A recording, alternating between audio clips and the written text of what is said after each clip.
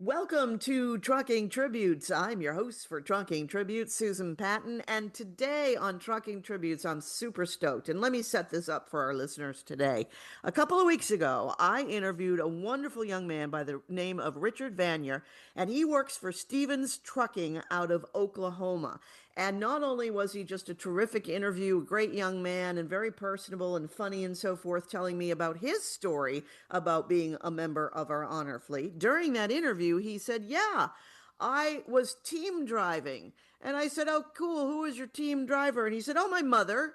And I said, "Whoa, whoa, whoa, whoa, wait a minute. You can't just get that by me. I think that is the coolest story ever." So, of course, I had to talk to Mother. So, today on Trucking Tributes, please welcome Mother, aka Tracy Vanier. And Tracy is a professional driver, and I absolutely love her story about how she decided she was going to become a professional truck driver. So, Tracy, take it away. How did you make this grand decision in your life?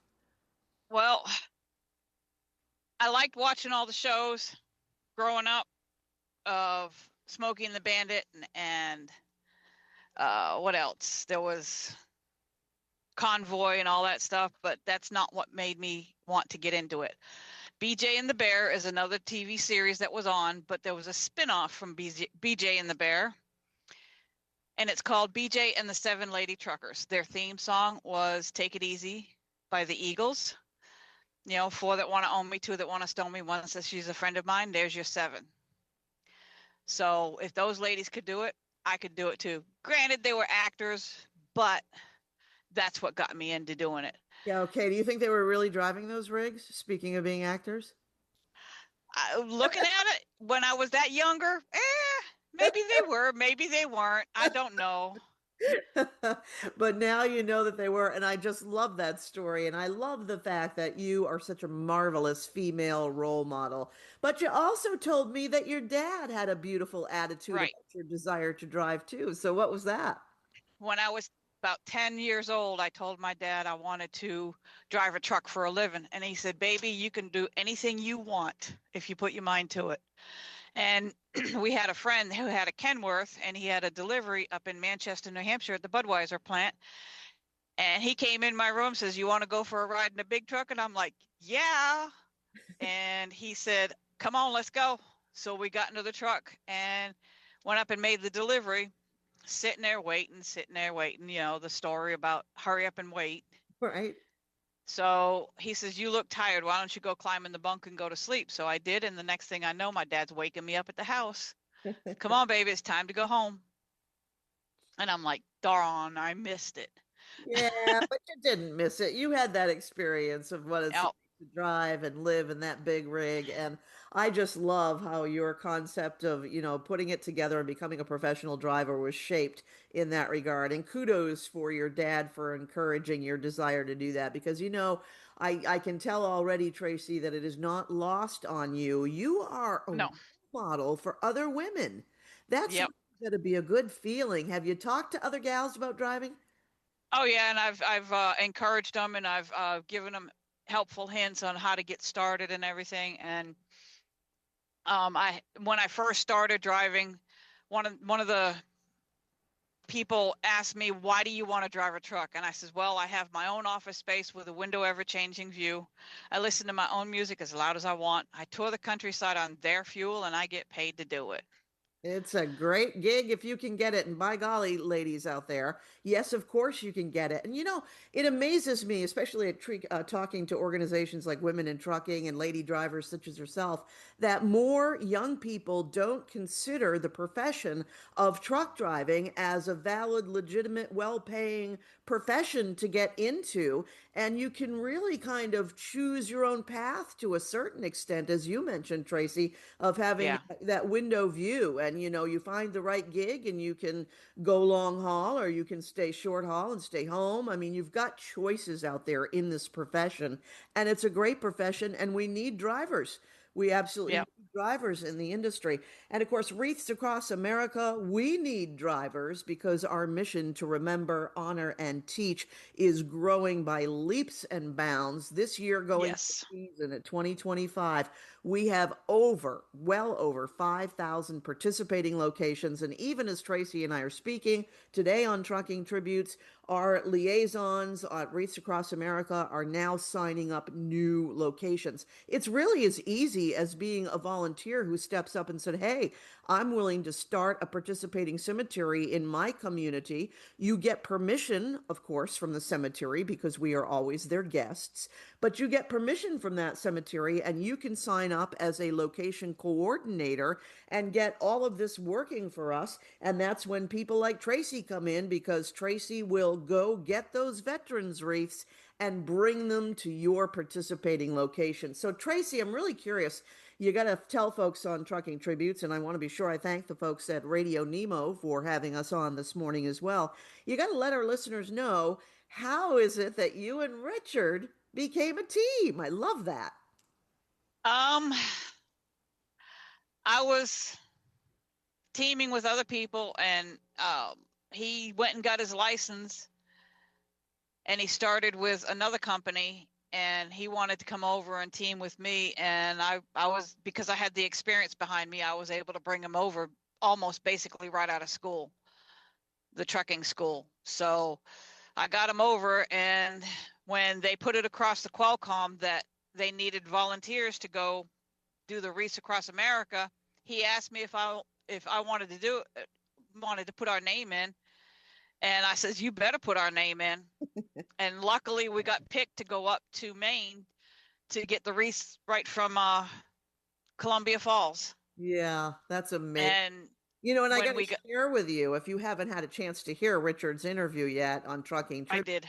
Yeah, he was very proud of the opportunity, shared with me that he really loved being a team driver with his mom. And if he had the opportunity to do it again, he certainly would. And that's quite a testament to you, Mom. You raised a Yep, boy there.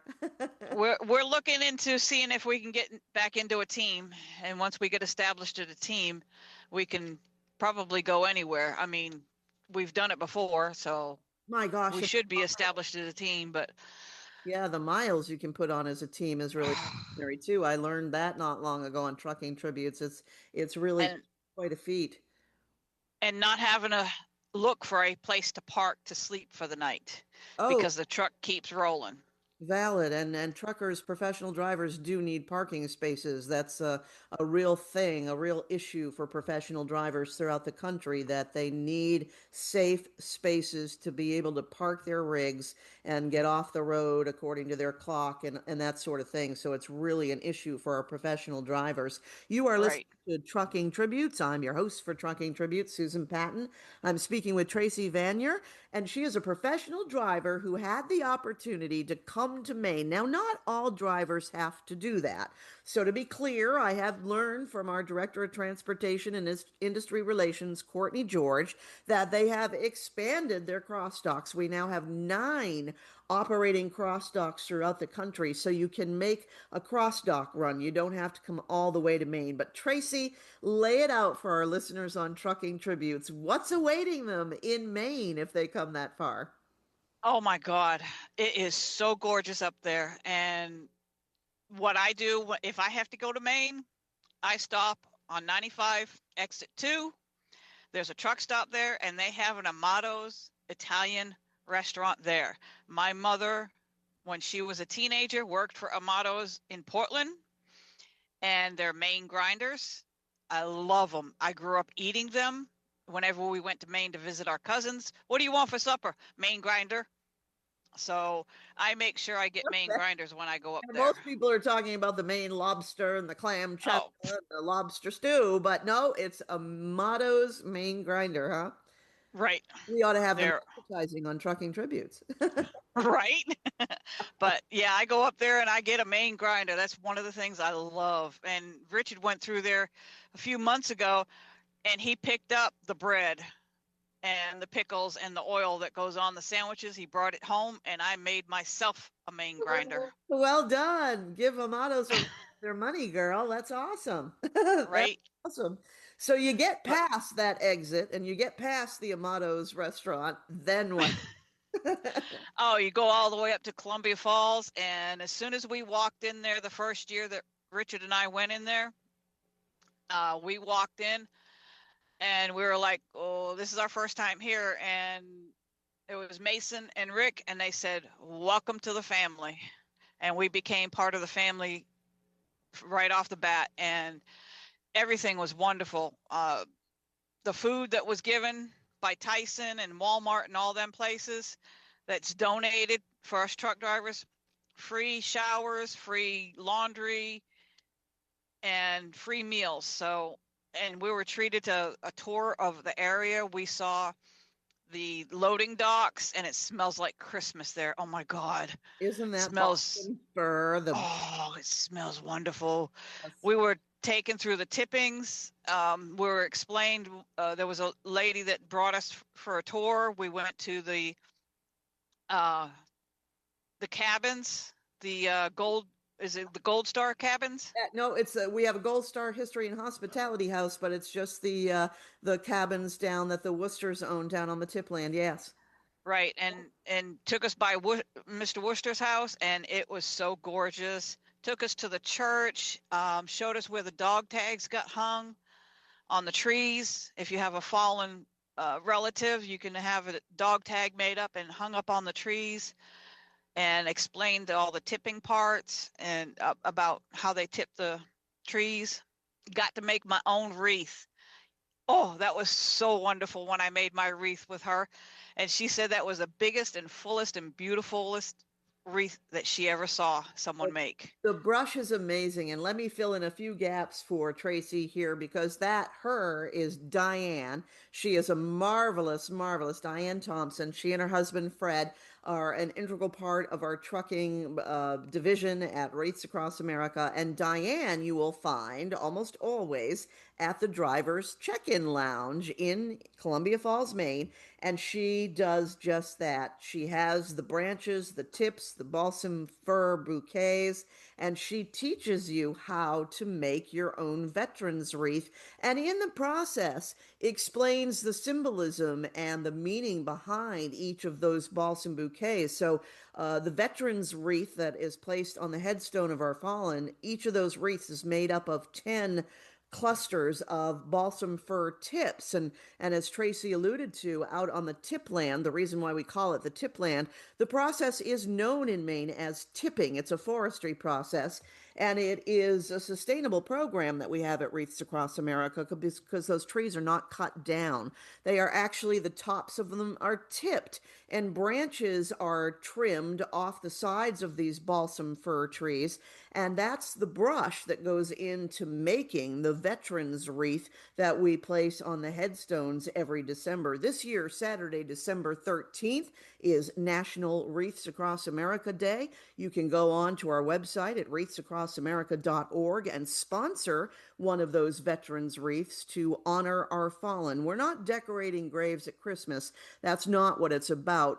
No, Traditionally, for centuries, fresh evergreen has been used as a symbol of honor and remembrance, particularly during the winter months when all of our other greens and flowers are dormant. And so that is part of the process. And this is not pine, it's actually balsam fir. And it smells just luscious. So it does kind of bring back the memory of the holidays when you get, Christmas. yeah, when you get near these trucks, right? You open the back of your truck and that's all you can smell. Right. Oh my God. I Yeah. have an I have an uncle who's buried in Arlington Cemetery. And I have a lady friend. She's a 75-year-old Women's Army Corps veteran. I check on her every week. Every weekend when I'm off, I go check on her, make sure she's doing good. She's going to be buried in the Arlington Cemetery also. God bless her soul. Yep. Oh, that's so, yeah, That's where that's she choose. personal meaning for you then, Tracy. Yeah. It really does. Really does. And Yep. Go ahead.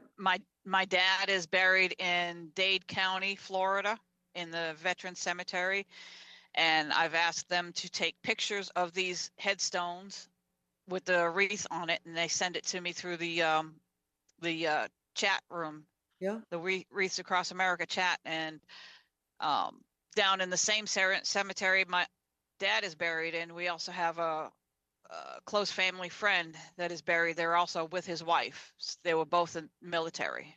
Mm, mm. So, and I have a lot of uncles and aunts, uncles mostly, and my brothers were in the military. So, a lot of family history about military. And I knew about Wreaths Across America before I even heard about it from the company that we got to go up there with. Yeah, that is amazing. And you and your son get to participate in it together for the first time. I think that is Yes. about the coolest story. Now, tell me about your loads for those who are uninitiated with Wreaths Across America and how this works. And there are some folks sitting on the fence, even as we speak, as they listen to Trucking Tributes today. Tell them how it works. What do you do? Well, my son did it all. I sat in the driver's lounge mostly, but he went down and he got the truck loaded, and they put a wreath on the grill of the truck. So that symbolizes that that truck has the wreath on it. It's loaded. It's ready to go.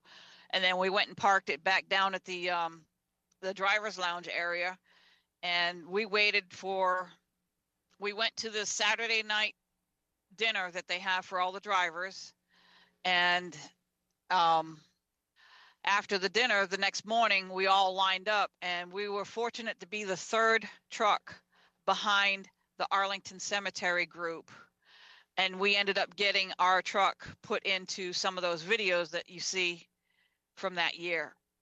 And my son had a skull on there from Halloween, and then he took a hat, a Christmas hat, and put it on the skull so it looked like Jack Skeleton on the front of the truck. Nightmare Before Christmas, right? Yep. Right. Well, And while I was there, I got to meet Mr. Worcester, and he was very humble. He's just a wreath maker from Maine. That's all he says. And I also got to meet Tony Justice. And there was a large cars and guitars, what do you call it? it was a concert. Thing that they Yeah. concert, yes, that they were doing for Tony. Yep. And Mason actually kidnapped me that weekend. I had to do a 34 anyways, and my company that I worked for at the time had a yard right around the corner from Knoxville. And he came over and kidnapped me and took me over to the large cars and guitars concert that Tony had. And it was wonderful. And I got to hang out with Miss Courtney and everything. Got pictures with her and got all kinds of pictures of trucks and everything. But it was beautiful and it was wonderful. So cool. Tony Justice has been such a great friend to Wreaths Across America. Of course, Courtney George, she's referring to our Director of Transportation and Industry Relations, and just a marvelous gal that we're very, very fond of, and the whole trucking team. And you know, Tracy, it really speaks to me how Wreaths Across America is a family. We've talked about it so much on Trucking Tribute Very much. that we are an extended family to one another. And God bless Mason, and may he rest in peace. He was such a passionate ambassador for the Wreaths Across America mission, and spoke to so many other drivers, professional drivers, to get them involved in hauling America's respect. That's what we call the members of our honor fleet. Those honor fleet Right. drivers, professional drivers, just like Tracy and her son Richard, who become a member of the Wreaths Across America extended family to haul America's respect in the form of these veterans wreaths. We cannot do it without the transportation industry. Over 5,000 participating locations in addition to Arlington National Cemetery, and growing every day. Last year, over 3.1 million veterans wreaths were transported by our professional drivers. Gosh, we send them by LNG tankers, we send them by rail lines, and most of the lion's share of these wreaths are transported by trucks and their professional drivers. Tracy, you also pointed out a really good fact that a lot of folks don't know. If you happen to have a load that allows, and you're coming to Maine, not all people come to Maine. Some pick up at cross docks. Some drivers do key exchanges with other drivers, other companies, that sort of thing. But if you're lucky enough to come to the state of Maine and your load is destined for a location that can wait for you to get there, And we take off. The annual Wreath Escort to Arlington National Cemetery takes off on a Sunday morning. If you're around and about with your load in your truck and you can haul out with us, you are welcome to haul out with us. So the annual Wreath Escort to Arlington National Mm-hmm.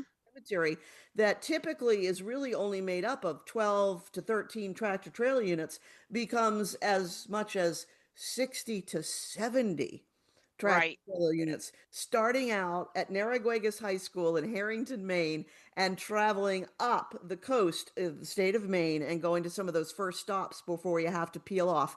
And you started to describe it. What was the experience like for you? What were you thinking as you were driving as part of that convoy? It was so gorgeous to see all those people standing on the side of the road waving their flags, the fire department having ladders up and a big flag hanging down between. They were parked on each side of the road, and the flag was hanging down over the road. And there's one gentleman that Mason pointed out to me that he stands there every year, an older gentleman. He stands there every year, white gloves in his uniform, and he salutes as the whole parade goes by and does not budge until the last truck has already passed him. And that line of trucks is anywhere from 5 miles long or longer. I don't know exactly how long, Yeah, but there's a lot of trucks. we stretch out. We absolutely stretch out. And God bless our law enforcement officials and our Patriot Guard riders and all those who, the song Snow at Arlington, done by Don Campbell, says it best. They check the road ahead to be sure that we're okay and to be sure that we've got smooth travels ahead of us. And it really is quite extraordinary. And one of the things that gets me every year, Tracy, and I'm sure you saw some of that, is not only the folks standing on the side of the road, but sometimes, like you mentioned, this one individual, the gentleman standing there at salute, but sometimes the widow standing there with a flag Right. in a shadow box to acknowledge her loved one who has passed. But what gets me every single time is when we get on the actual highway and the interstate and so forth, and we're traveling down, and all of a sudden you'll look up at an overpass on the highway, and the local law enforcement and first responders in that community are on the overpass. Their Right. lights are going, they're all in full turnout gear, full dress gear, and so forth, and they are saluting, and they've got flags hung on the overpass. And that is absolutely just a chilling, incredible thing to see. So the convoy was super exciting for you. What else would you say were some key takeaways for you from this whole experience, Tracy? Oh, going to the cemeteries, we had 14 cemeteries that we delivered to in, I believe it was South Carolina and Georgia. And everyone that met us at the cemeteries or where we delivered the wreaths to, because sometimes we couldn't get into the cemetery and they actually had us deliver to a farm. We backed up on their grass and they said we could spend the night, and they had breakfast for us in the morning and everybody was there to unload it. But all the cemeteries that we went to, they were all very thankful and brought us, breakfast or something. And they thanked us very much for bringing the wreaths to them so that they could get this done on the day that they designated it for laying the wreaths. I Yeah. don't know what I forgot what it was called. I'm sorry. National Wreaths Across America Day. And That's it's it. this year, Saturday, December 13th. And you too can receive this VIP treatment by getting involved as a member of our honor fleet. It was so funny because I was talking with Courtney on a show recently, Tracy. And, many of these cemeteries, as you mentioned, are small community cemeteries, and their rules dictate that we can't bring a great big tractor trailer rig into these cemeteries. So it takes the entire village to help us get these wreaths distributed. And there Right. will always be volunteers there waiting to help you unload these wreath cases from your trailer, and they will come in everything from horse trailers to Mm-hmm.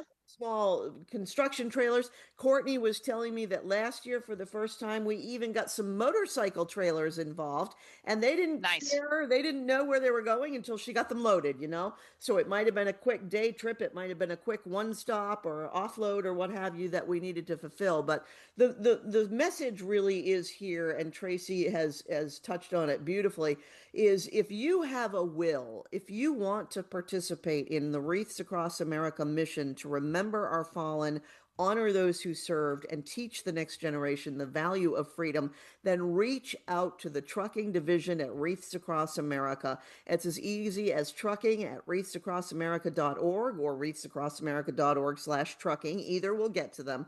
Reach out and let them know that you're willing to and ready to participate. And you don't have to come all the way to Maine. We know that that's quite a haul for many of our drivers, especially owner operators and some of our courier companies. So we do have 9 operating cross docks throughout the country. We even have some loads that just need to go from Maine to these cross docks, or from a cross dock to one location to another location. So there are open routes. We know of at least 30 or so open lanes, even as we speak, and we need to get those lanes filled, because the volunteers, the boots on the ground that Tracy described, who so lovingly greet you all when you show up with their veterans wreaths, they are eager. They've been working all year long to make this happen so that they can remember the fallen in their communities. And they've gone to the trouble of getting these wreaths sponsored by individual citizens.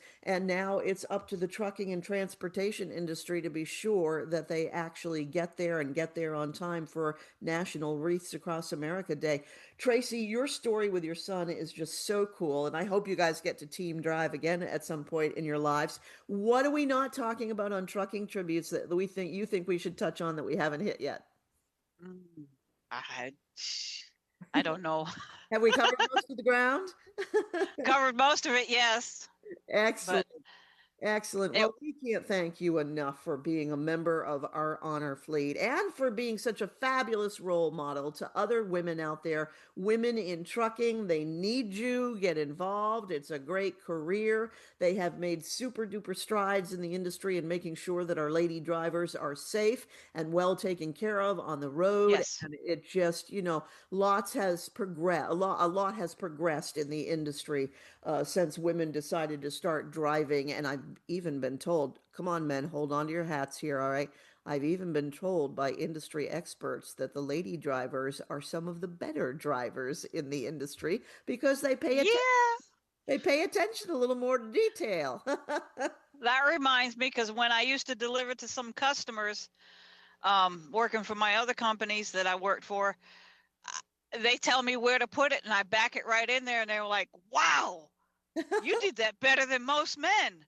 I'm like, well, 8 months of yard jockeying, I learned how to back up a trailer before I came out here on the road, because I did 5 years of dump truck and 8 months of yard jockeying first before I went and got my Class A. I would dare say So, that you got to learn how to back that rig up if you want to go yep. anywhere in life. And That's precisely why they don't let me do a rig. I started in 1993 is when I got my Class B CDL.